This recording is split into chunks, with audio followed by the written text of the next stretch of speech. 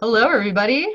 This is the week 4 bonus live session. Welcome.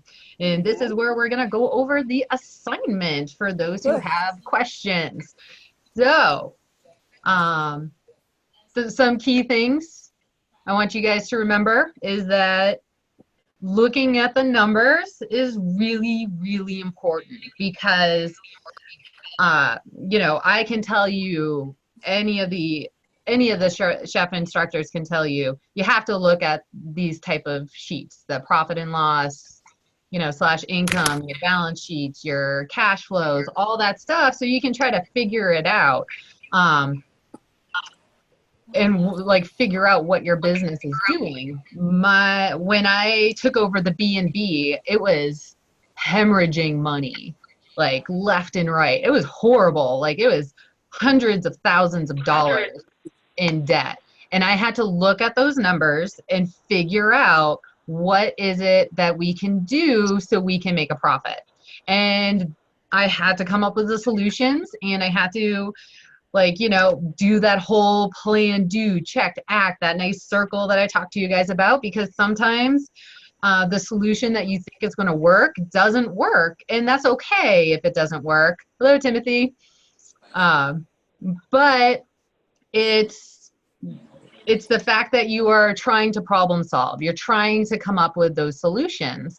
And that is the point of this right here, especially if Chef Gregory, I'm not sure if you guys have had Chef Gregory yet. No, he actually was the executive chef for First Bank, and his entire day was looking at that profit and loss statements, and his bonus was dependent on whether or not he could make that profit and loss statement work and make it good. His whole bonus was dependent on that. So he was very, very keen on making certain that his finances and that analysis was always constant for him, because if you had $20,000 worth of bonus money coming your way, I would want to make certain that, yeah, I'm making a profit. So, and another key aspect is explaining yourself. You may have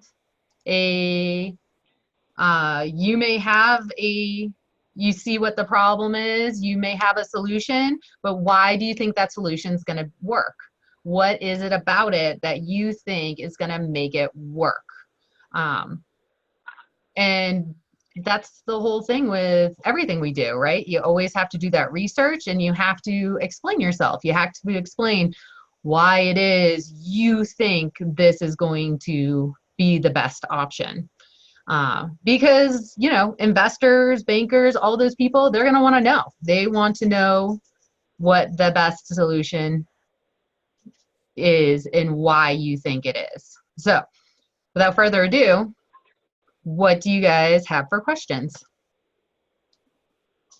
for this assignment? Sorry, you hear my dog. Forgot to take the collar off, so that was my bad.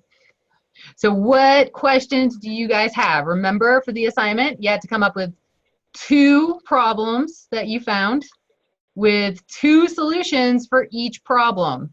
So there was 4 solutions and 2 problems for every single one of those businesses. So for Poor John Pubs, do you want me to pull up the assignment? Would that work for everybody? Yeah, that works for me. Okay, let me pull up the assignment for you guys.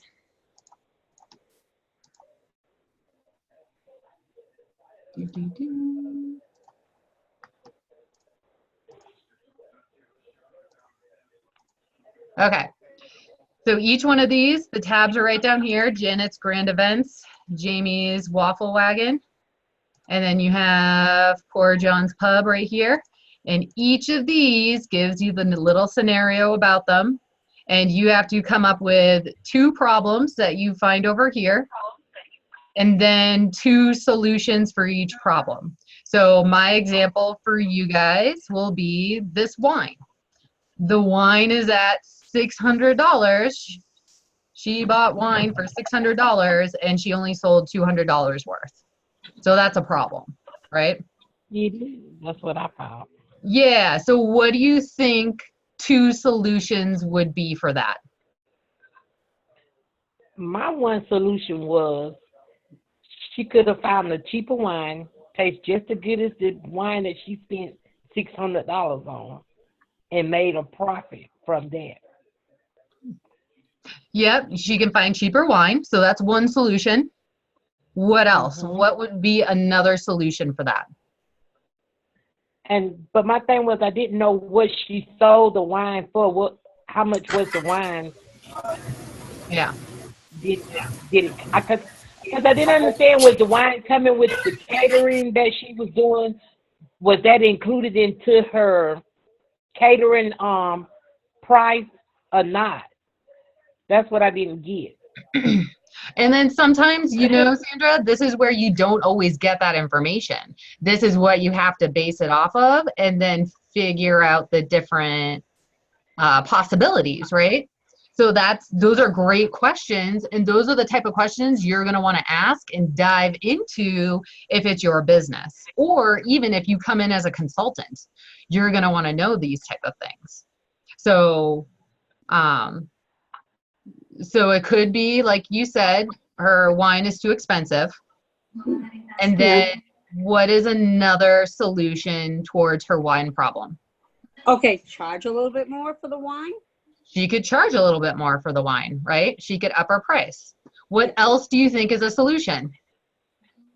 Well, my solution was I I would have added the wine into that's my catering, and I'm catering for this private party. I would have included the wine into my bill that I'm going to get him for the catering. Well, and then this is where, and Sandra, it's interesting when it comes to caterings too, because you can have different types of catering. Some people want to have that open bar. Other people only want to have an open bar for an hour, and then everybody has to start paying, right? Yeah. And then you have it where, or people want to upfront say, no, they have to buy all their own liquor and they have to pay for their liquor, that kind of thing. But you can also look at, say, seasonality. I've done a lot of weddings, and always during the summertime, more people wanted to drink the white wine because it was cool and refreshing and crisp versus the red wine. And during the winter time, they were more interested in that red wine, that deeper one. And what if Janet decided that she just bought a boatload of red wine and it's summertime? So nobody wants to drink the red wine. Everybody just wants to drink white wine.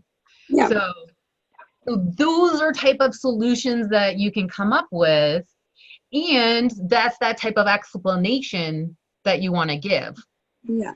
Like me talking about seasonality and the differences between the red and the white and that kind of thing, so that people understand where you're going from, because there are tons of possibilities for all of, there are tons of possibilities, and it's all about making certain that you can back up what you're saying. Okay. Right? I understand it now. Yeah. And then, and it's the same thing for which one is going to be most profitable, right? That second question, it's all about what you think, which one of these is going to be most profitable. And some of these are at a net loss, other ones are not.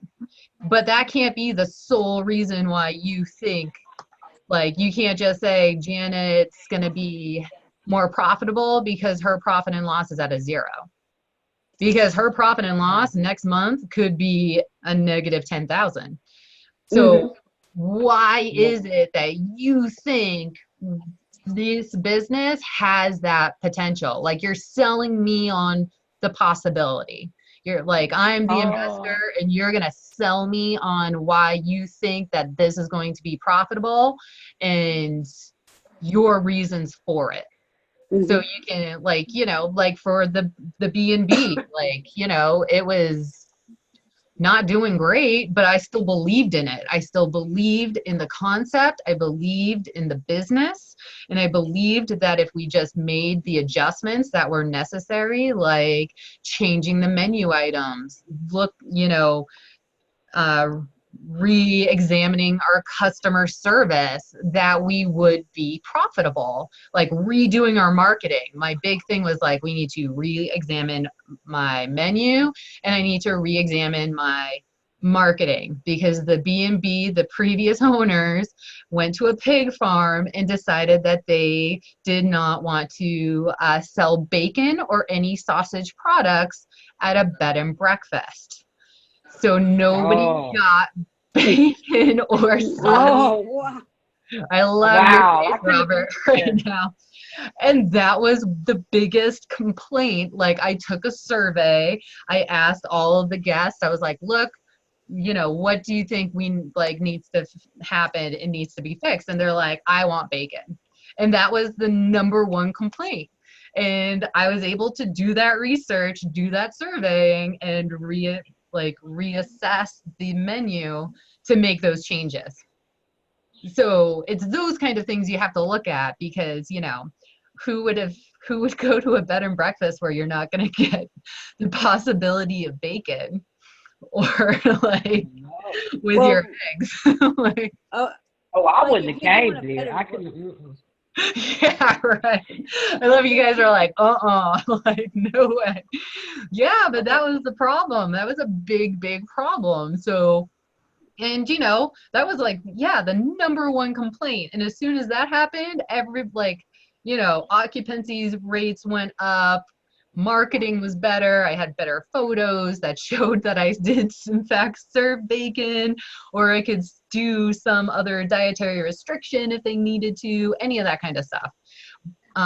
But if I was just looking at that profit and loss statement for the B&B in the beginning, and I said and if I just looked at that, and it would have been bad, because it was hundreds of thousands of dollars in debt.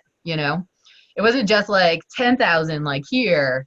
It was quite a bit. So to be able to turn that around to make money, that's a lot of planning. That's a lot of timing.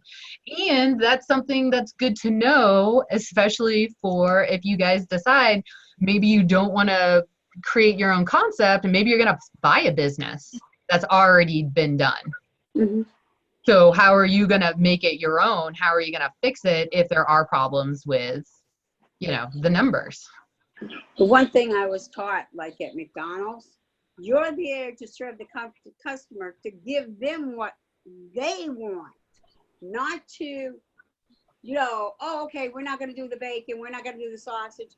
And if you want the customers to keep coming back, you got to have that on the table. Well, and that's that thing too. Like, you got to know your target market, right? You got to know who you're actually, who your demographic is. So then you can narrow it down to your target market, and then be able to make those adjustments accordingly and know your numbers.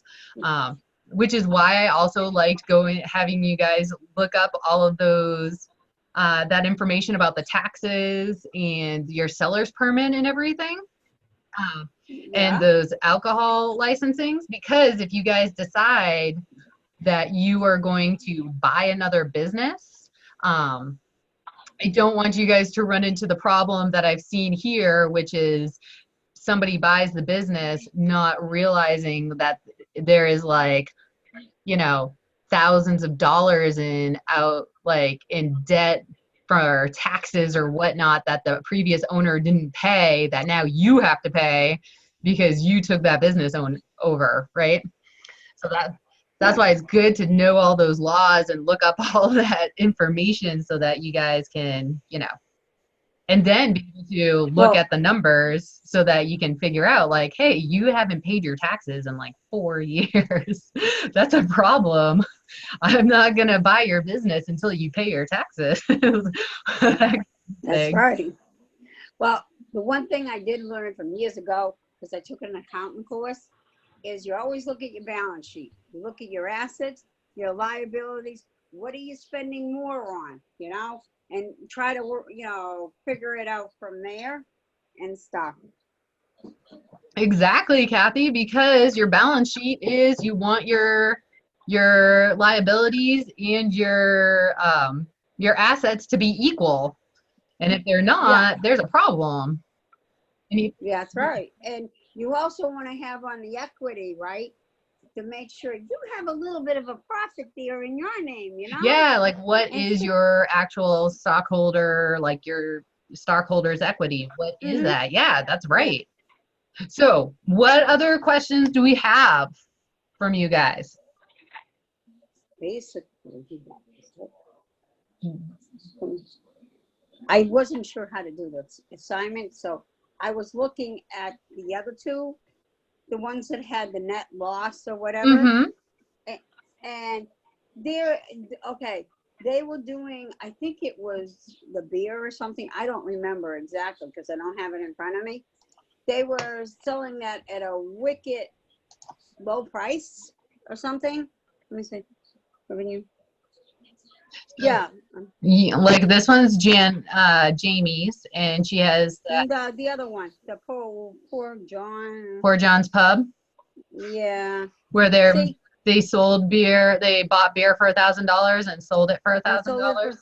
was, well, they should, it's economics that you got to put it up a little bit higher than $1,000 when you're selling it because you want to make even a little bit of a profit out of it, or to buy the beer at a less price so you can make some kind of profit. Yeah, so okay, so this is a problem right here, right, guys? Yeah. So this beer is a problem. These beverages here, that's a problem. So what is your solution? To either buy cheaper beer Buy and cheaper beer. yeah, cheaper beer, or put the price up a little bit higher so you make some kind of revenue for yourself. Yeah, what else can you do? You could also eliminate the beer totally if you wanted to, But that's or tricky because remember, this is a sports bar.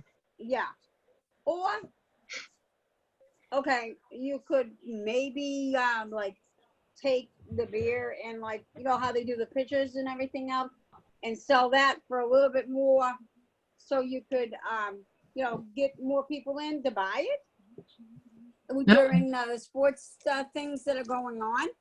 So doing like, are you talking about doing like specials? Yeah, something Okay. like that. Yeah. And then what else do you guys think you can do? Let's see. You probably need to put more advertising in that you're actually carrying beer. Yeah, you can do more advertisement, right? Yeah. What else can you do?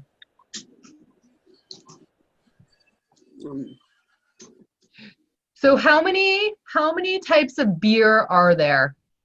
Oh my God, I have no idea. God. A lot. What? There's About like, Focus 50? your advertising on the specialties of the beer, like if it's local or say there's a specific sports time that's happening since it's a sports bar, and base your specials off of if Germany's playing, then all the German beers that we have, etc., to get more interest in it. yeah, you can definitely, yeah, those are great examples, Sonia. And I mean, think about all the types of beer there are. Maybe you're like, do you know your target market enough to know what type of beer they're going to enjoy? Are they going to enjoy that microbrewery specialty beer, or do they just want Coors Light, Bud, Budweiser, Bud Light, Michelob? Like, do they just want those basic, like Pabst, that style? Or do you have those people who are wanting that, the local style beer? Yeah, So, you mean like Samuel Adams and stuff like that? yeah, well, for you in Massachusetts, yeah, Samuel Adams. For me in Colorado, we have multiple breweries. So we not only do we have Budweiser, I can go tour the Budweiser plants. We have Coors, that's in Golden, Colorado, but I also have New Belgium Brewery, I have Odell's, I have Fort Collins Brewery, I have Spunk Works, I have Funk Works, I have Equinox. I have a variety of beer that, you know, somebody could, you know, go, like, they have a variety to choose from. Yeah. I So, know there's more than Samuel Adams in Massachusetts because they Oh, had him yeah. on Channel 5 News, and I forget the names of them. Yeah, but those are things that you need to consider. Like, what is it about your beer that's having an issue? And you also want to think about this too.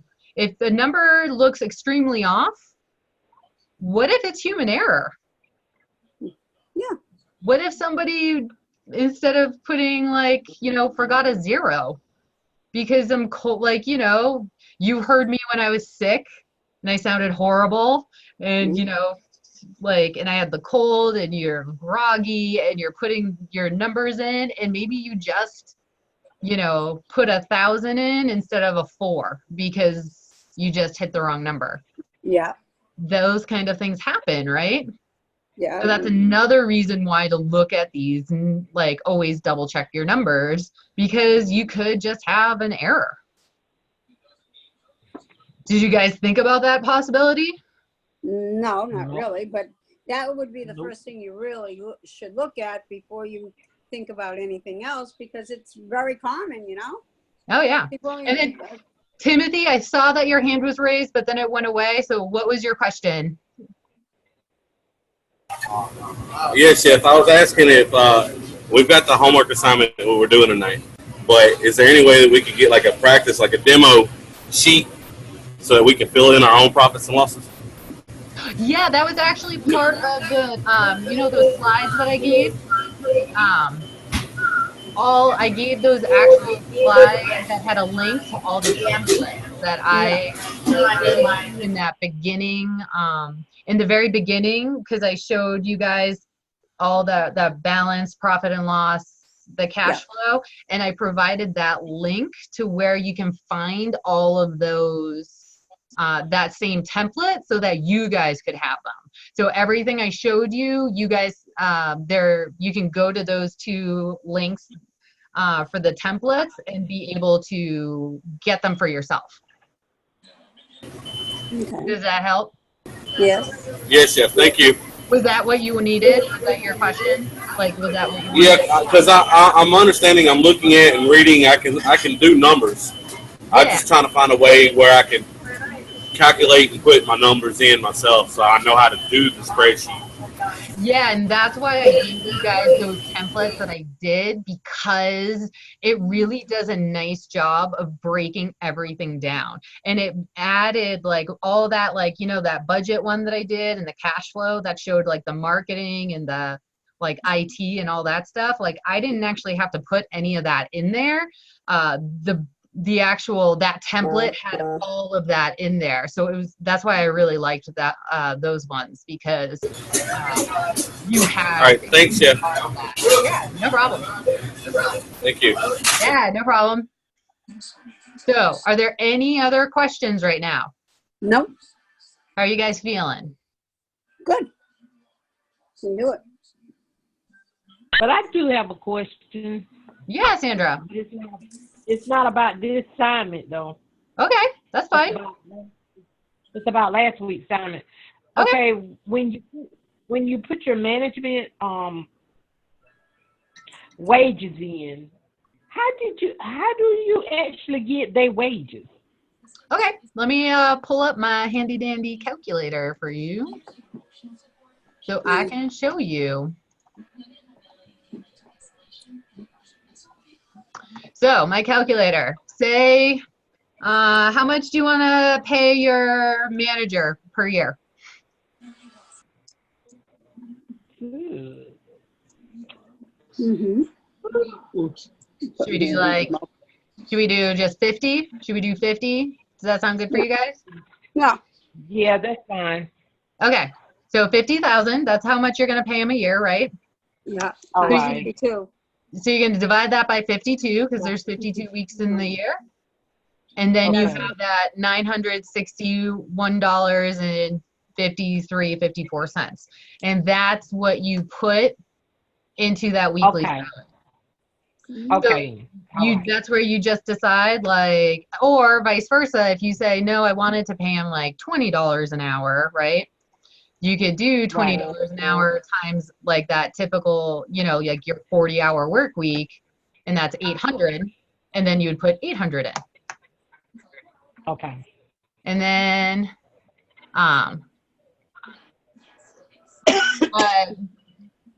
Timothy, yes, I can call you afterwards. So, I will give you a call if that works. Or we can set up a different time if that works better for you, since you seem pretty busy right now. Okay. Well, I thank you. That was the only thing I'm like, what the world? No, it's good. That's why it's good practice now, right? So you guys have that foundation. Mm-hmm. So you'll be able to, take it and go with it. Now, did anybody else have any questions? Sorry, go ahead, Sandra. The problem with, like you showed with the spreadsheet. Okay, we do a spreadsheet at work, but our stuff is reversible from the government because I work at a school. So when we feel like we have to make sure that we get a certain amount of students to eat breakfast and lunch in order to be reversed back.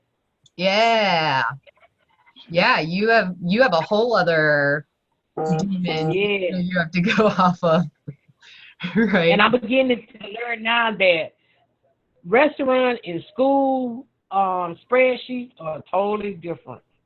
But you still use that same foundation. It's just a matter of making certain that you're just looking at it the correct way. Like Chef Gregory, he knew what his profit had to be. And so he worked for like knowing what number he was supposed to get to and then working to get to that number. So you have that, like what you're supposed to get to, and now you're just coming up with those solutions to get to those numbers. So it's all about problem solving. If you learn anything in this class, it's about problem solving, right? Okay, Anthony, Sonia, do you have any questions for me? No, unfortunately, I wasn't able to look at the assignment until today. So hopefully, if I have any questions, I can just send you an email. Yeah, just let me know, and then we can definitely go through it if you have any other questions, if you have questions that come up. Okay, thanks. Yeah, no problem. So you guys feeling good? Yeah, thank you, Chef Rachel. Yeah. Well, I want to say thank you for spending your time with me on my birthday. Well, happy birthday! Thank you for coming to the bonus live session and hanging out with me on my birthday. So thank you. Happy birthday. Well, do we need to say happy birthday to you? No, you don't have to sing happy birthday. But I'm glad you were able to come out and we were able to go through it together. And if you guys do have questions, just let me know and we can definitely go through everything together. Would you just turn 18? No. No, not at all. No, I am 38 now, so. You look like you're 23, really. No, not at all. I am 38. It's the lighting. You got to give it up to lighting. I can see why all the actresses and actors wear a lot of makeup now, because when you first do these and have them recorded on YouTube, you're like, whoa, is that what I look like? Oh, okay. Yeah, maybe I should put on a little more makeup. Well, enjoy your night for your birthday. Yeah, I know. I had to make a dinosaur cupcakes, as my 5-year-old informed me that was, how to celebrate a birthday is through dinosaur. Okay, you have a good night, okay? Thanks. Well, yeah, unless you guys have any other questions. Do you have any other questions that we can hash out real quick? No. Okay, I just want to make sure. Go enjoy your birthday. Okay. Well, it was fun. And like I said, this is recorded, so I'm going to put it onto the main page so you guys good to go. And if you have questions, just let me know. All right. Thank you, Chef Rachel.